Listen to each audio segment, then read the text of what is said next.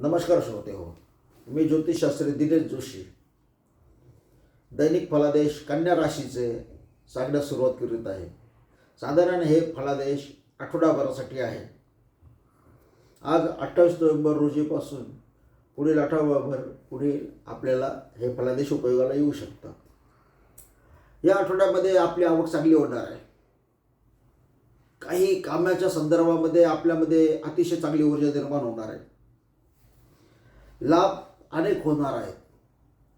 थोडासा अध्यात्माचा भाग आपण जर ठेवला तर त्याच्यातून चांगली मानसिकता आपल्याला निर्माण होईल. काही गूढ गोष्टी आज आपल्याला समजू शकतात किंवा गूढ गोष्टी शिकण्याचा प्रयत्न करा. काही क्लुप्त्या ह्या आपण जरूर समजा. कम्युनिकेशन, पत्रव्यवहार या संदर्भामध्ये आपण दक्ष राहा. आपलं या आठवड्याचं पूर्ण वर्तन हे राजपुत्रासारखं असणार आहे. आपल्यावर कोणाचंही नियंत्रण नाही, म्हणून आपण कुठेही भरकटत जाऊ नका. आपणच सगळ्या गोष्टीला जबाबदार असणार आहात.